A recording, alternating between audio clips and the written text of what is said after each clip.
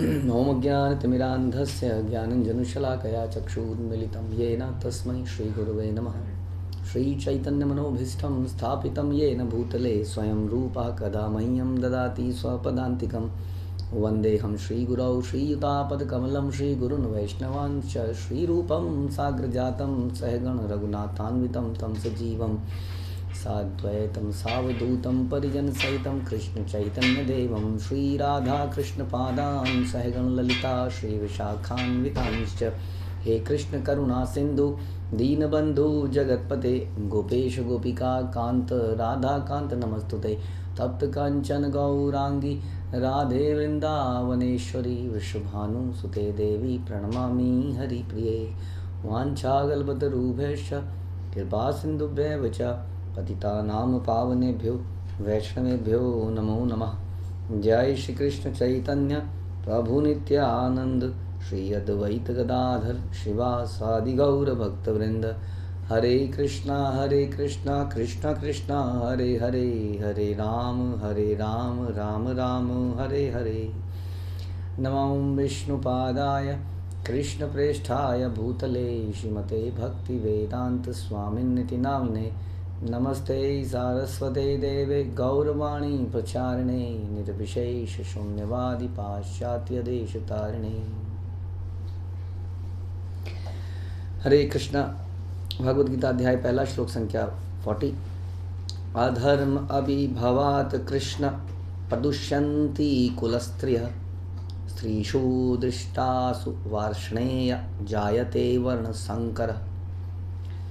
हे कृष्ण, जब कुल में अधर्म प्रमुख हो जाता है तो कुल की स्त्रियां दूषित हो जाती हैं और स्त्रीत्व के पतन से हे वृष्णिवंशी अवांछित संतानें उत्पन्न होती हैं।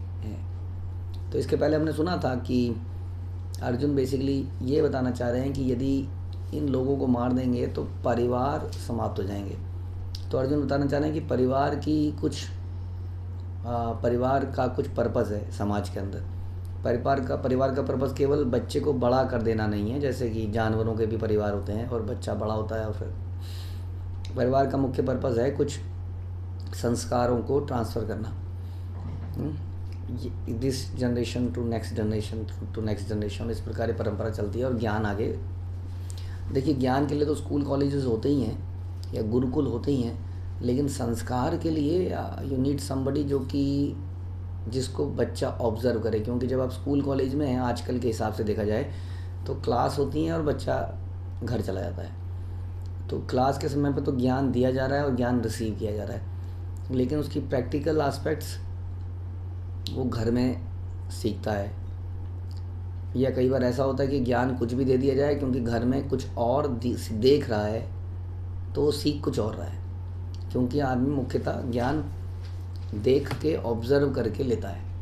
ये बात बिल्कुल तय है, ये साइंटिफिकली प्रूवन है कि हम जितना सुन के नहीं लेते हैं उतना देख के ले लेते हैं। तो इस प्रकार से स्कूल कॉलेज में तो वो संस्कार क्या लेगा, क्योंकि वहाँ तो ज्ञान देने वाला ज्ञान दे रहा है। हालांकि उस वक्त भी गुरुजी कॉरिडोर में सिगरेट पी रहे होते हैं थोड़ी देर में, टीचर एंड ऑल, या कई गुरुजी भी आध्यात्मिक गुरुजी भी पान खा रहे हैं या कुछ जो भी कर रहे हैं।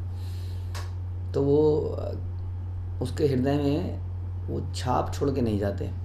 उसको ये समझ में आ जाता है कि एक तो ज्ञान है जो लेना है और एक आचरण है जो डिफरेंट है, जबकि ऐसा है नहीं।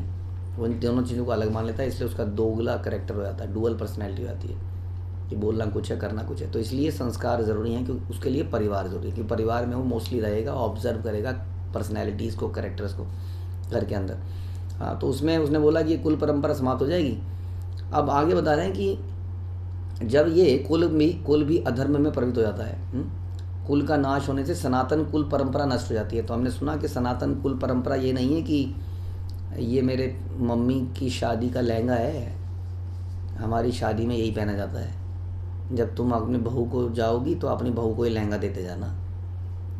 ये परंपरा की बात नहीं कर रहे हैं। कुल परंपरा, ऐसी बहुत सारी कुल परंपराएं हैं।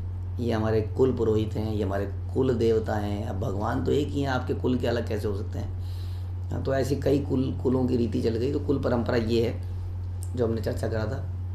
धर्म, वास्तविक धर्म क्या है कि बताया जाए कि आप कौन है, भगवान कौन है। इस ज्ञान को ट्रांसफ़र किया जाए, इस संस्कार को ट्रांसफ़र किया जाए। यदि ये नहीं होता है उससे और क्या नुकसान होता है फर्दर बता रहे हैं। तो उसी पॉइंट को बता रहे हैं फर्दर कि इससे एक नुकसान ये होगा कि जब अधर्म हो जाएगा चारों तरफ तो स्त्रियां दूषित हो जाएंगी। और स्त्रियां बड़ी इंपॉर्टेंट है हमारे समाज के लिए, हमने चर्चा किया था, बहुत इंपॉर्टेंट है। इसलिए वैदिक काल में स्त्रियों को हमेशा से इम्पोर्टेंस दी गई।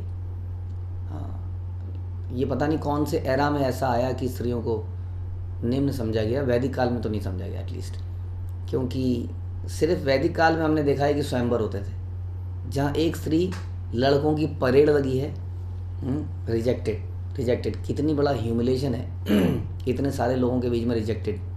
आपने कभी देखा है ऐसा आजकल के कल्चर में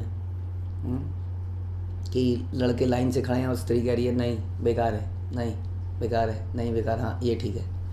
और सोचिए स्वयंवर होते थे तो कितनी इंपॉर्टेंस स्त्रियों को दी गई, इसका मतलब। और हम सुनते भी हैं करदम देवती संवाद इत्यादि, कई जगह सुनते हैं कि स्त्रियों से राय मशवरा करना या उनकी पसंद नापसंद को कंसिडर करना वगैरह वगैरह, तो इम्पोर्टेंस दी जाती थी। ये बात अलग है कि उनका एक अलग स्थान था, उनकी एक अलग पोजीशन थी।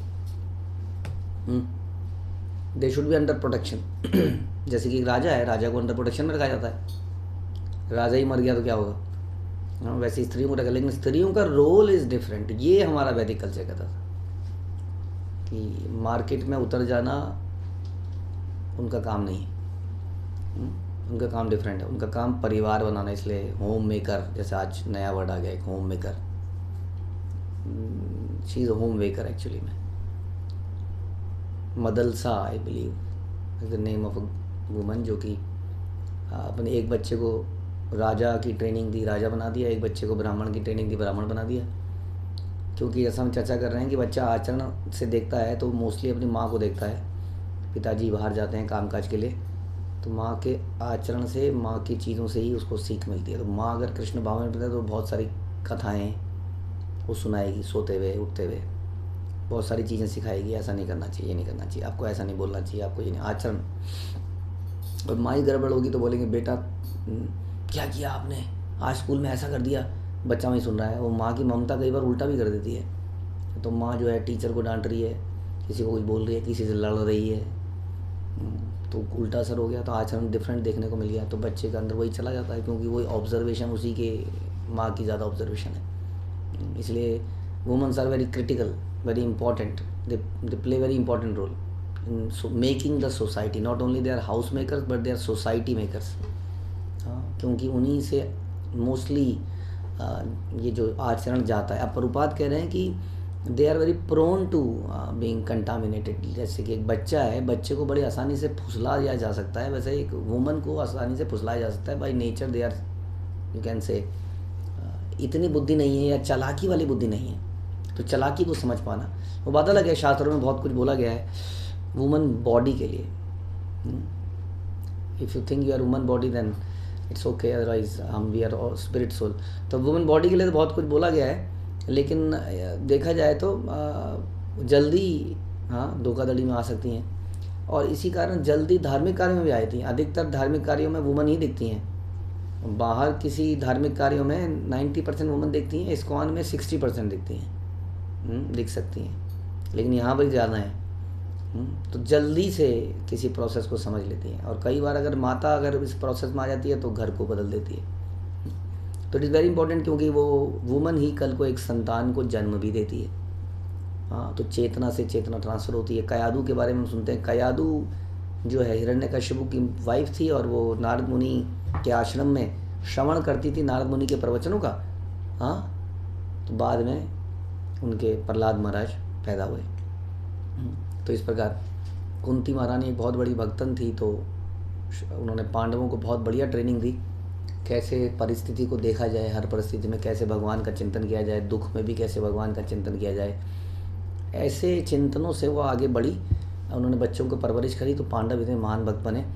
उसी तरह से नारद मुनि की जो माँ थी वो सारे वैष्णवों की सेवा करती थी। अकेली माँ के बेटे थे वो, पिताजी नहीं थे वहाँ पर।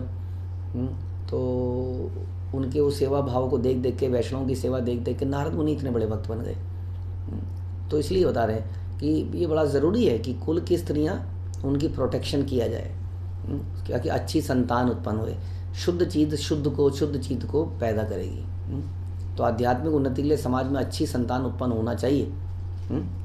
तो वर्णाश्रम धर्म में के नियम इस प्रकार बनाए गए थे।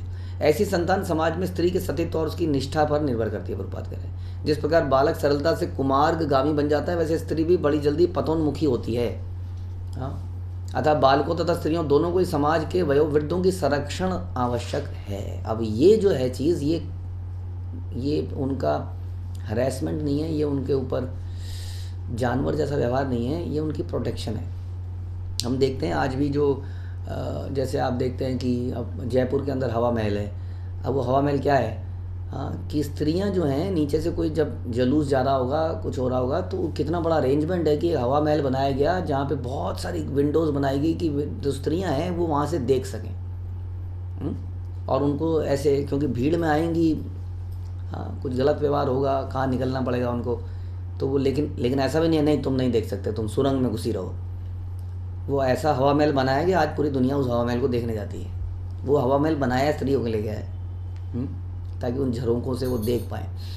तो बहुत सारी व्यवस्थाएं करी जाती थी, लेकिन क्योंकि उनका ओपनली समाज में आना एक बहुत बड़ा खतरा हो सकता है समाज के लिए।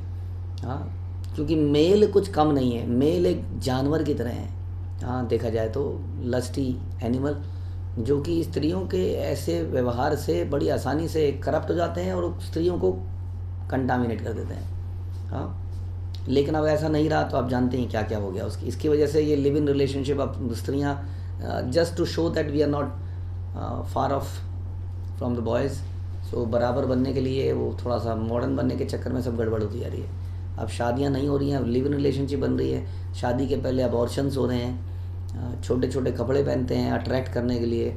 बहुत सारे लव अफेयर हो जाते हैं शादी से पहले ही, और एक्स्ट्रा मैरिटल अफेयर हो जाते हैं। तो ये बड़ा चिंता का विषय है, क्योंकि ये समाज को पतन की तरफ ले जा रहा है। या हम सबको इस पर चिंतन करना चाहिए। लेकिन प्रॉब्लम क्या है आदमी की, बताइए। आदमी अपनी वाइफ को, अपनी बेटी को तो बचा के रखना चाहता है, लेकिन दूसरे की वाइफ को देखना चाहता है। ये समस्या है। तो कैसे समाज का सुधार होगा? जब वो खुद ही करप्ट है तो समाज में सुधार के कार्य कैसे लाए जाएंगे? नहीं। अब कि कोई किसी व्यक्ति को अगर कोई लॉ लाया जाए कि इस तरह के ऑब्सीन पोस्टर्स सड़क में ना लगाए जाएं। सड़क में निकलना मुश्किल हो गया आजकल, बहुत ही शर्म आती है कई बार सड़क में परिवार के साथ निकल जाओ तो किसी ऐसी दुकान के आगे ऐसी चीज़ों के एडवर्टीजमेंट होते हैं कि बताए नहीं जा सकते कि वहाँ से निकले कैसे। साथ में शर्म आई थी कि साथ में अपनी बहन है या माँ है या कोई है, तो उस दुकान के आगे से निकला कैसे जाए। इतनी बेशर्मी हो चुकी है। मैं देखता हूँ कई बार कि ऐसे ऐसे कपड़ों के ऐड खुलेआम मतलब दुकान के आगे बोर्ड में लगे हुए हैं। This is the worst condition इस श्लोक के अनुसार, जहाँ पर अर्जुन कह रहा है ये युद्ध नहीं करो ताकि ये पुरुष बचे रहें जो अपनी पत्नियों को प्रोटेक्ट कर पाएँ, सभी लोग, समाज के लोग, ऐसा कुछ ना हो जाए। ताकि समाज में कल को अच्छी संतानें पैदा हों, इत्यादि इत्यादि। वो इतना बात बता रहा है इस वक्त भगवान को। और यहाँ पर जो माहौल है हम देख सकते हैं कि क्या माहौल है। यहाँ पर हम कह रहे हैं कि कोई भी सरकार या कोई भी मनुष्य ये रूल बना ही नहीं पा रहा है, क्योंकि वो कह रहा है कि यार ये बने होगा तो मेरा क्या होगा, मैं रात को एडल्ट मूवी कैसे देखूँगा अगर मैंने ये टीवी पे ही बैन लगा दिया। तो ये पोस्टर्स थी तो मेरी कभी कभार ऑफिस से जब थका हुआ आता हूँ, इन पोस्टर्स को देख के ही तो मुझे एनर्जी आती है। बुढ़ा मरते मरते इन्हीं को देख के तो जीता है। मतलब कोई रूल बनाए कैसे, क्योंकि उसको खुद ही उसका कैरेक्टर ऐसा हो चुका है। तो इस प्रकार से देख सकते हैं हम कि ये जो ओपननेस है, इससे कितना भयंकर चीज़ समाज में ऑलरेडी हो चुकी है। आप देख सकते हैं, हम सब देख सकते हैं। हम लोग सिनेमा देखते हैं, सिनेमा देखने में कोई प्रॉब्लम नहीं थी एक ज़माने में। एक कला तो शुरू से रही है, रामायण और ये सब तो, रामलीला हमारे परंपरा में पता नहीं कब से है। जब टीवी नहीं थे तब भी रामलीलाएँ होती थी, नाटक होते थे। ये नाट्य लीला तो कब से है, सिनेमा आने के पहले से। अब क्या प्रॉब्लम है टीवी देखने में? क्योंकि आप अगेन परिवार के सामने टीवी को देखें कैसे फिर से। लेकिन जब सारे बेशर्म हैं तो फ़र्क क्या पड़ता है? सारे बेशर्म बैठे हैं, वो जो भी चल रहा है चल ही रहा है। तो इस प्रकार से समाज का पतन, इसके श्लोक के हिसाब से तो समाज का पतन हो चुका है। और इसके ऊपर अगर कुछ रूल्स बना लिए जाएं तो सब लोग कहते हैं नहीं ऐसा क्यों, हम क्यों ऐसा बने, देखने वाला अपनी नज़र सुधार ले। सीधा आंसर ये आता है आज की डेट में। अगर आप बोलोगे ना आप थोड़ा आचरण को ऐसा करिए, आप थोड़ा इस तरह से रहिए, हम क्यों रहें, वो ना रहे, वो लस्टी क्यों है। अब ये बड़ा एक है ना, एक तरह की होड़ लग चुकी है कि कौन अपने आप को संभाले। तो शास्त्रों के अनुसार women should be given utmost respect and protection. तो प्रोटेक्शन में उनका बिल्कुल अपने आप को एक्सपोज कर देना, अपनी बातों को, अपनी व्यवहार को, अपने कपड़ों को और शरीर को, ये उचित नहीं है। They should be under care, direction and behind the scene mostly. They should not come openly, सामने आके इस प्रकार का व्यवहार उनके लिए ठीक नहीं, बिकॉज दे आर उनका रोल बड़ा इंपॉर्टेंट है। दे आर हाउस मेकर्स, वो हाउस को बनाती हैं, वो सोसाइटी को बनाती हैं अर्जुन के हिसाब से, शास्त्रों के हिसाब से। इसलिए बता रहे हैं कि उन्हें विविध कुल परंपराओं में व्यस्त रहना चाहिए। स्त्रियों को कुल परंपराओं में व्यस्त रहना चाहिए। और कुल परंपरा समाप्त हो, कुल परंपरा में व्यस्त होने से क्या होगा, बता रहे हैं कि जब इस प्रकार से व्यस्त रहेंगे, अच्छा सवेरे लेक्चर सुनना है, शाम को लेक्चर सुनना है, दिन में ये करना है, वो करना है, तो दिमाग इधर उधर नहीं भटकेगा, ये बता रहे हैं। इस तरह उनके सतीत्व तथा अनुरक्ति से ऐसी संतान जन्मेगी जो वर्णाश्रम धर्म में भाग लेने के योग्य होगी। ऐसे वर्णाश्रम धर्म के विनाश से यह स्वाभाविक है कि स्त्रियां स्वतंत्रता पूर्वक पुरुषों से मिल सकेंगी और व्यभिचार को प्रशय मिलेगा, जिससे अवांछित संतान उत्पन्न होगी। समझ में आया? स्वतंत्रता पूर्वक पुरुषों से उनका मिलना उचित नहीं है, ये शास्त्र बता रहे हैं, ये हम नहीं बता रहे हैं। ध्यान रखना पड़ेगा कि इतने नियम क्यों हैं, इतना क्यों नहीं मिल सकते, क्यों नहीं। ये प्रभुपाद लिख रहे हैं, अब ये चर्चा ये चल रही है कि नहीं तो स्वतंत्रता पूर्वक मिलेंगी, उसे व्यभिचार को प्रशय मिलेगा, अवांछित संतान उत्पन्न होगी। निठल्ले लोग भी समाज में व्यभिचार को उत्पन्न प्रेरित करते हैं और इस तरह अवांछित बच्चों की बाढ़ आ जाती है, जिससे मानव जाति पर युद्ध और मांसाहार महामारी का संकट आता है। प्रभुपाद ने एक जगह में पढ़ रहा था, प्रभुपाद व्यंग कर रहे थे एक जगह पर कि अमेरिका में किसी जगह पर कोई मेजर इलेक्ट्रिक फॉल्ट हुआ, लाइट चली गई जो कि जाती नहीं है। तो प्रभुपाद ने, वो मेरे को कन्वर्सेशन में लिखा हुआ है, वो प्रभुपाद ने हंसते हुए बोला कि उसके हिसाब से जब कैलकुलेट किया गया तो मैक्सिमम बच्चे उसी दौरान पैदा हुए, मतलब उसी के हिसाब से। यानी कि जब इंसान खाली होता है तो उसके दिमाग में केवल यही एन्जॉयमेंट आती है। इंसान का नेचर ही है ये, तो उसी की बात कर रहे हैं। इसलिए इंसान को बिजी रखा जाए। इसलिए स्त्रियों को भी धार्मिक कार्यों में बिजी रहना चाहिए, उनको ये प्रण लेना चाहिए, सभी को, बस हाँ हम सभी को, कि किसी भी प्रकार से हम सब, इसलिए इस्कॉन का एक चौथा नियम है, नो इलिसिट सेक्स, कि we should be somehow try to satisfy ourselves with अपने जो हमारे रिलेशनशिप्स हैं, हम उसी में संतुष्ट रहने का प्रण लें। इसके बारे में इतनी चर्चा हो रही है, इतने बड़े रूल्स बनाए गए हैं, लेकिन फिर भी गड़बड़ हो जाती है। तो इसके लिए अर्जुन कह रहे हैं कि कुल की परंपरा को रखना इम्पॉर्टेंट है, लेकिन क्या करें जब वही कुल की परंपरा स्त्री को सबके सामने ले आए और उसकी साड़ी उतारने का प्रयास करें। तो क्या ऐसे कुल को बचाना चाहिए, ये भी प्रश्न आता है, जो इस वक्त शायद अर्जुन यहाँ भूल गए हैं। But anyway the point is कि इस प्रकार का समाज बनना चाहिए, इस प्रकार के समाज के कल्चर होने चाहिए, सिस्टम होने चाहिए, जिसमें ये ऑटोमेटिकली हो जाए। लेकिन अब जो हम समाज देख रहे हैं उसमें हम कुछ और ही कल्चर देख रहे हैं, तो उसका रिजल्ट हमारे सामने है। आगे आने वाला समय बड़ा भयानक हो सकता है। हरे कृष्णा। श्रील प्रभुपाद की जय, भगवद गीता की जय।